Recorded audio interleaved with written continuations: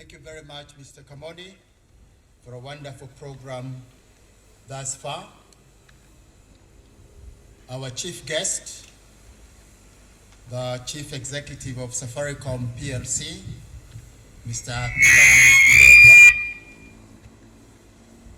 the representative of our patron, His Excellency Mwai Kibaki, represented here today by Ms. Judy Kibaki.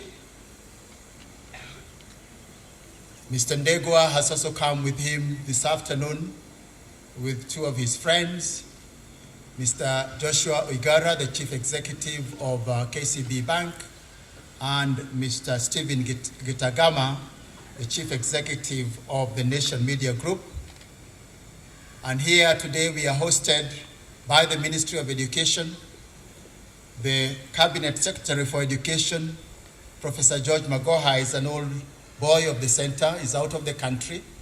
And today he is represented by the Permanent Secretary for State Education, for early learning and basic education, Dr. Julius Joan.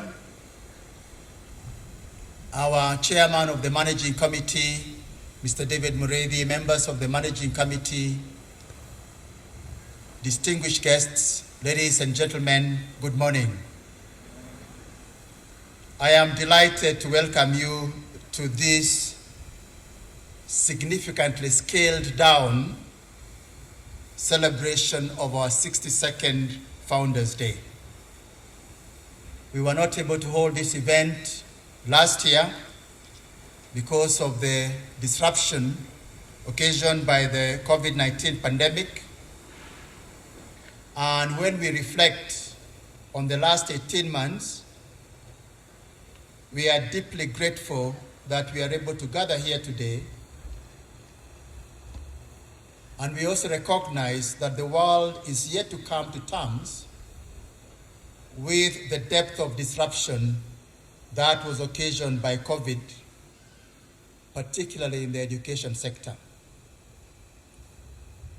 Since our last Founders Day on 27 July 2019, we have lost two members of staff. The late Anne Kingo, who was a teacher of English in the center, and the late Charles Kamonde, who had been a long-serving librarian.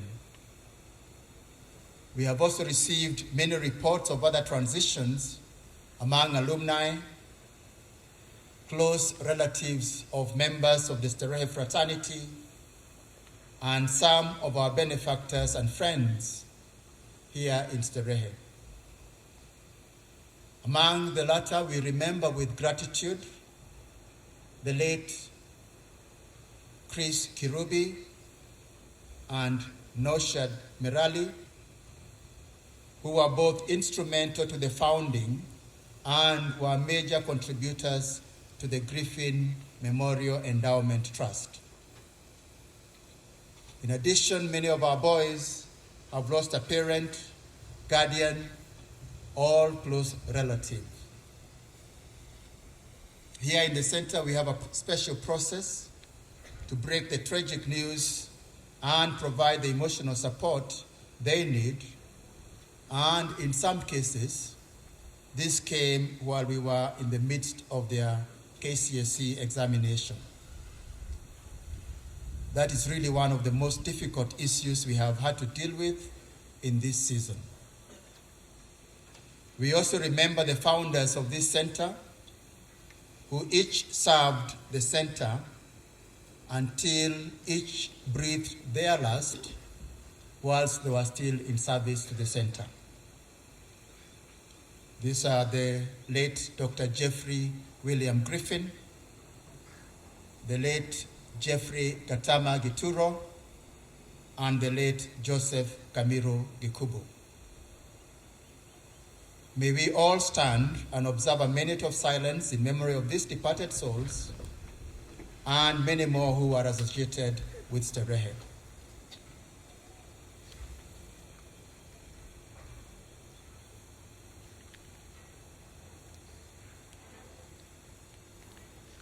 May the Lord rest their souls in eternal peace.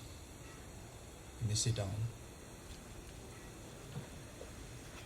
Death has a way of reminding us not only to celebrate the lives of the departed, but to honor them by celebrating our own lives and achieving what they desired for us.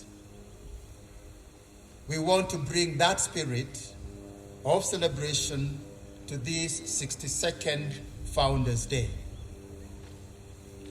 On 14th November 1959, the very first Founders' Day was held on these very grounds, and since then, Starehe has remained true to the mission that the three founders committed their entire lives to.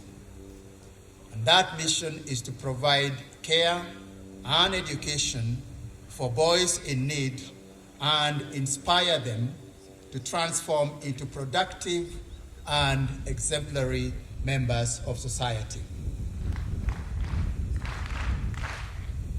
As part of that mission, Starehe has always attracted inspirational figures from around the world, like the late Senator Robert Kennedy of the US, Queen Beatrix of the Netherlands, His Excellency Yakubu Gowon of Nigeria, Her Royal Highness the Princess Royal, Princess Anne, Pele, Muhammad Ali, and many others. It gives me the greatest joy today to have one of our own as chief guest. It is a clear demonstration that Starehe has truly come of age, and our own alumni can now join in playing the role previously served by these international figures. Let us welcome our chief guest and his entourage with a hearty 7 Factorio.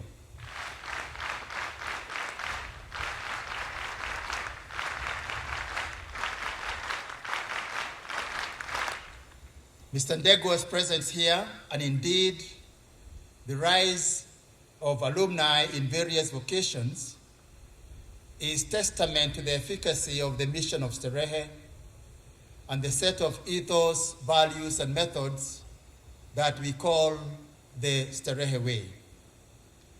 The promise of Starehe remains alive and well, that no matter how challenging your circumstances, no matter which part of the country you come from, or indeed the continent, if you work hard, persevere, remain tenacious through it all, preserve the core of who you are, you can take advantage of the transformative mission of Starehe and rise to achieve your highest aspirations as evidenced by these men. You truly can aim high. My ardent prayer is that every Kenyan child can enjoy that promise, that transformation. And today, I have a really immense challenge to try and cover in this report all that has transpired since our last Founders' Day more than 2 years ago. I am afraid, men of Starehe, that I am going to disappoint, because I cannot possibly cover the detailed reports that were submitted by the leaders of clubs and societies, together with their patrons, and I will just scan through them. But before we go any further, let me ask every leader of a club or society and every patron to be upstanding and please receive your well-deserved 5 Factorio. Please stand up, leaders of clubs and patrons of clubs.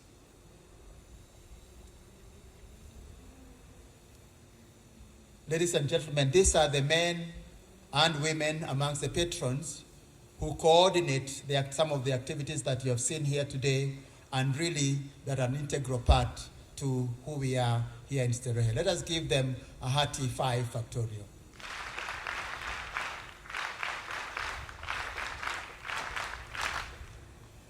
Thank you very much. You may sit down.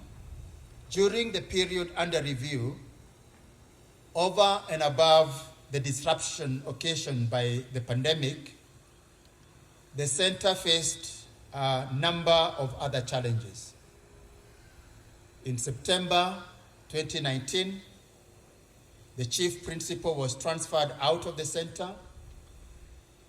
In January 2020, the deputy principal was transferred out of the center, compounding the problem of shortages in our teaching staff, which now stands at 28, about a third of the required number. During our half-term in February 2020, we suffered a fire which damaged the study block that is used by our candidates, and a month later, the schools were closed on account of the pandemic. Without the boys in the center, our funding literally dried up.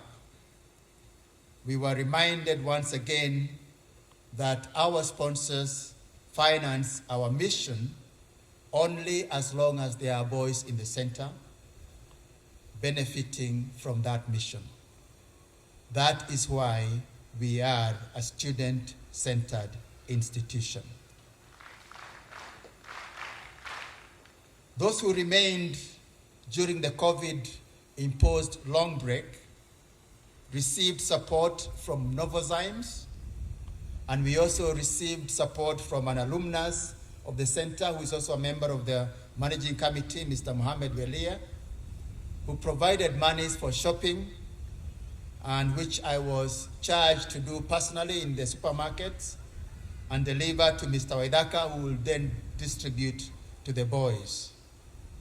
Alumni also provided support to supplement the income of our staff, but by June 2020, it was clear that we could not sustain the payroll cost.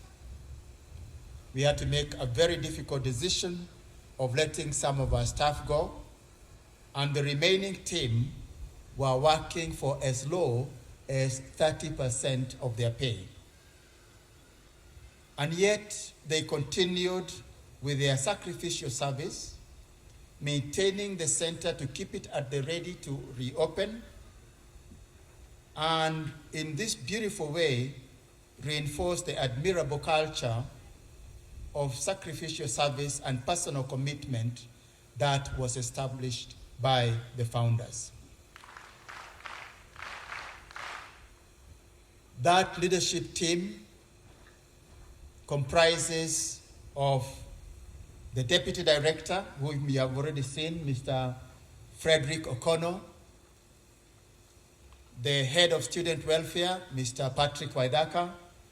If you could stand up so that our guests can see you. The head of our academic team, Mr. Samuel Njiri. 5 senior masters.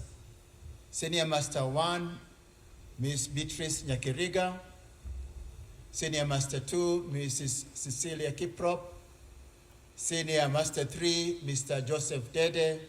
And Senior Master 4, Mr. James Mwangi. Also, the Senior Master responsible for examinations, Mr. Samuel Kioe. And all of these are joined by the man who makes sure we get the money, Mr. Maurice Achach, and every Thursday morning we get together to plan for the week, to deliver what needs to be done in the center. I also want every other member of staff in the center to please be upstanding, because the report we are presenting today is not for one man, but every single member of staff. Please be upstanding for recognition. Men of Starehe, let us accord them a very hearty 7 factorial.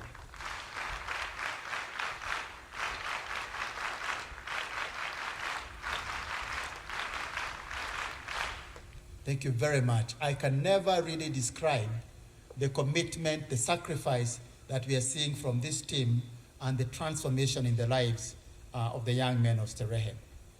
Now, when the candidate class returned to the center in October 2020, we began to see the significant levels of stress that most of the boys suffered in the time away from school. We learned so much about what they had personally experienced and seen among their peers and other families in society. The stories we heard from them, as well as from the mentoring activities that some of us are engaged in, revealed that many young people had suffered almost irreparable damage from the long break away from school. Previously, students only stayed home for a maximum of 6 weeks during each school holiday. The nearly 10 months they stayed at home was unprecedented and exposed some of these young people to challenges and conflicts at home, to peer pressure, and most unfortunately, to conflicts and even contest for their hearts between parents. And many of them came back deeply fractured by fear and anxiety, insecurity, and in some cases, deep grief. Unfortunately, out there, how young people responded was through undesirable conduct, consuming inappropriate content, including pornography, pursuit of quick money through betting and forex trading, alcohol and drugs, and some even exploring their sexuality. Our boys came back to share with us the tests they had endured in this sea of moral deprivation. The great majority of them were able to withstand these tests and resist engaging in these vices, and they truly represented the best of Starehe. In the midst of these challenges, students were told that they would get back to school within 2 weeks. And they would be coming back to unfamiliar ways that now limited their freedom and interaction with their friends as we observed the COVID containment protocols. Thankfully, even with the crippling staff shortages that we are still suffering from, our team was up to the task. They responded with understanding, patience, and unparalleled commitment to giving the highest priority to what we call in the center the care agenda. Here in Starehe, we recognize that this was not the time for high-handedness and responding to any signs of delinquency with uncompromising strictness. That is not our way. In Starehe, we recognize that this is a time to patiently read through the letters that the boys had written about their experiences, giving non-judgmental audience to each affected boy, no matter what they confessed. Provided they genuinely committed to put these experiences behind them, we in turn also committed to work with them to overcome the negative influence a small number had suffered and redirect their minds to their forthcoming examinations. We did find, we must confess, that a few boys had succumbed to temptation, and one of them actually sat me down and told me he used to take bangi 3 times a day like medicine. And in other places, you would expect that boy would be expelled. In here, we sat down with him, worked with him, and I can tell you now, he's now a student at the university because he sat his exams and qualified to join university. With all the issues we are seeing in our schools, our experience has demonstrated that patient, non-judgmental listening and commitment to support the students is what will deliver desired outcomes. What we are seeing elsewhere may be a breakdown of trust, inhibiting open and honest communication. This produces what I may describe as a crisis of listening. Students feel their parents and teachers and policymakers are not listening to them. Parents and teachers feel that students are not listening to them. Teachers feel that parents, the ministry, and their employers are not listening to them to appreciate the tremendous pressure they are facing to deliver teaching in tighter timescales, as well as to provide psychosocial support. When you are unheard, when you're not listened to, you construe injustice and react in anger, and in some cases, extreme action. Students react with shutting down and becoming incommunicado, but eventually explode into indiscipline, finding comfort among their similarly inclined, indisciplined, and low-achieving peers. Indeed, misery tends to love company. On their part, teachers resort to punishment and suspension as the default tools of correcting indiscipline. Parents turn on their children with cruelty, and the broken child, wondering where they belong, responds with rebellion. And the ministry and the TSC come down on everybody like a ton of bricks.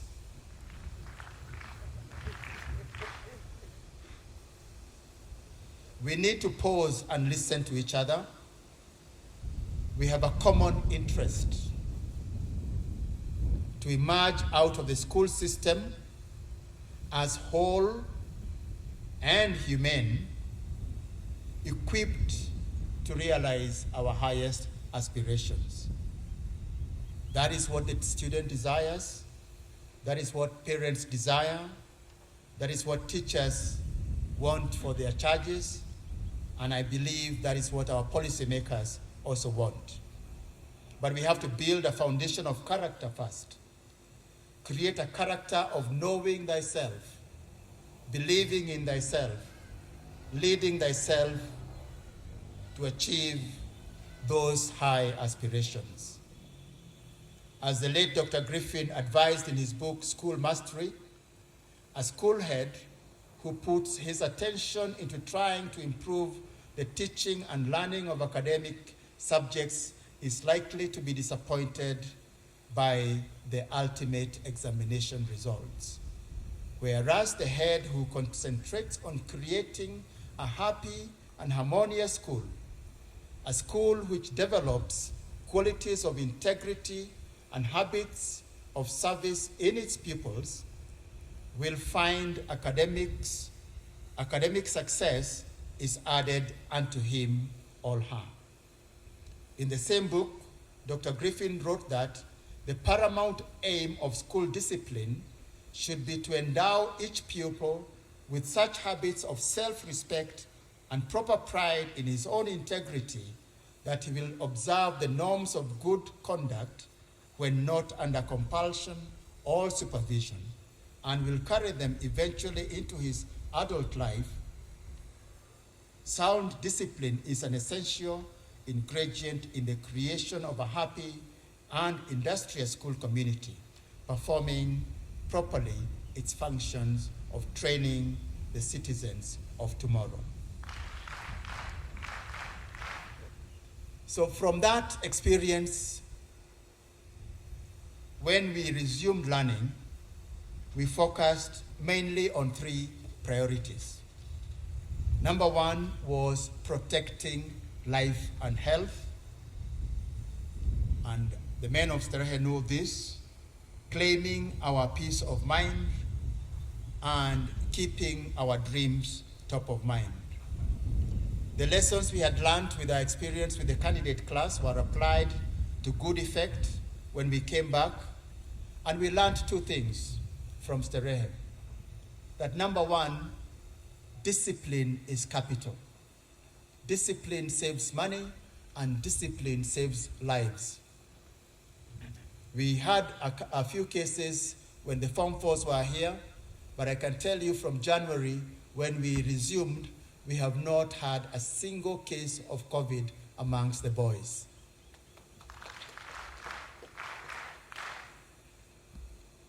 Now, all of this was made possible by also support from various donors. When the Form 4s were here, we had an alumnus of the center who came and provided branded masks for the entire school. All boys in Isuzu provided us hand washing machine, and KEMSA, represented here by CEO Edward Choroge, gave us supplies of masks, thermal guns, and oximeters to monitor our health. We are really deeply grateful to all the donors who came to our aid. You have protected our lives, and we will always remember you with immense gratitude.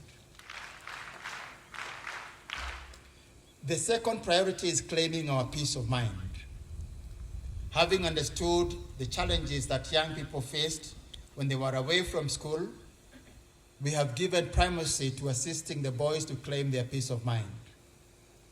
This has included reinforcing the foundational principles of freedom, trust, and self-leadership, as well as the values of the Starehe Mint Mark.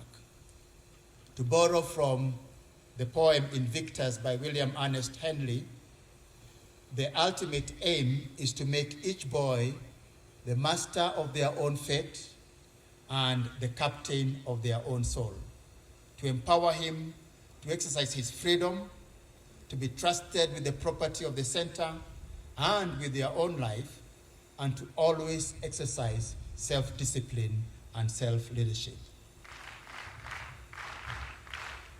In Starehe, boys enjoy unprecedented freedom with our weekly baraza, where they can raise any issue, and our open door policy, where any boy can speak to an adult of their choice, including the director.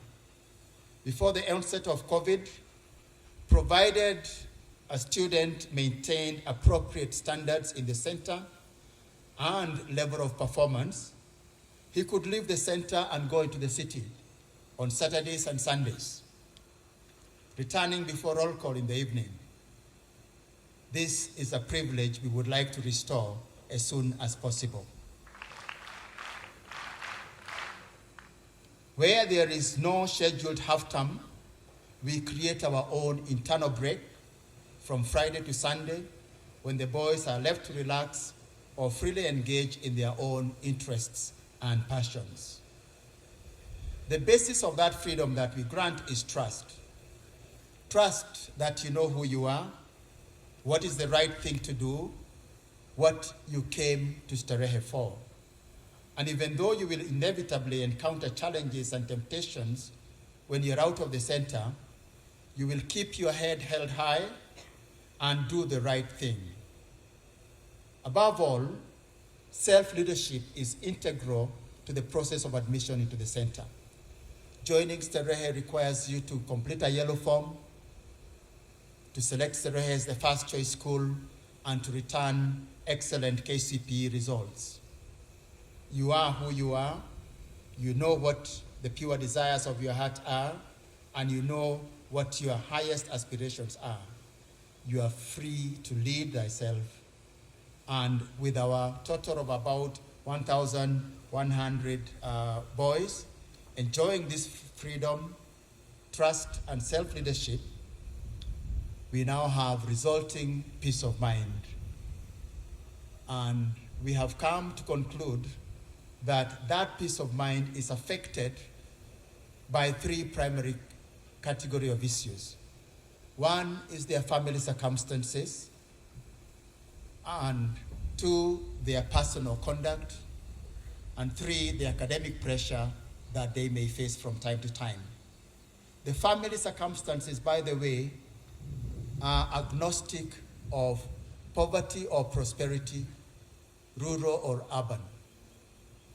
You will find that challenges are encountered as much as in Mwaura as in Muthaiga, in Karen as in Kibera, and everywhere around this country. Personal conduct comes back to create shame and guilt in the child, and they are unable to concentrate. And those who had challenges with academic performance, the very tight time scales we now have are causing a level of stress which needs great attention. Applying the foundational principles of freedom, trust, and self-leadership, we created a happy and harmonious school community in which boys are empowered and engaged in various pursuits until excellence is achieved.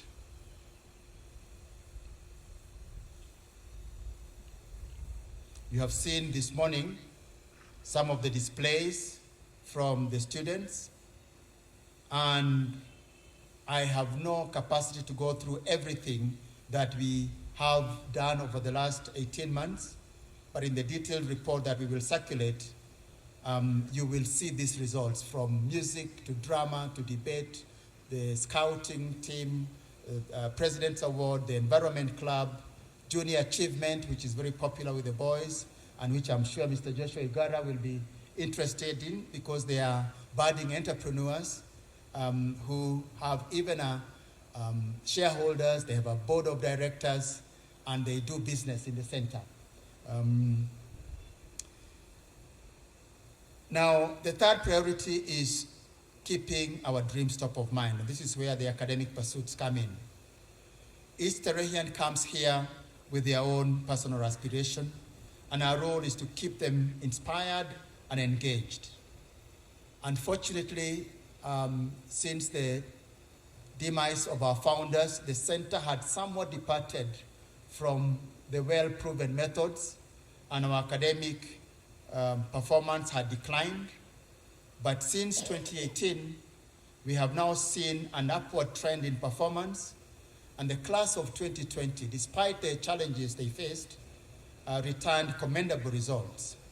When you compare 2018 to 2019, in 2018 we had a mean of 8.7344, whilst in 2019 this rose to 8.9098. In 2020, this rose again to 9.4313. Out of the 262 candidates we presented, 250 of them, or 95%, qualified to join public universities. And this year we now have the class of 2021 who will be sitting in March 2022, and they have set themselves a target of 10.5. And we also have to remember that in 2022 we actually have 2 candidate classes, because the current Form 3 class will also sit their exam in 2022. This is why the pressure is so high in November 2022. And I can tell you once again, the level of effort, the commitment and sacrifice we are seeing from the teachers is beyond compare. And once again, let us please recognize the contribution by our teachers.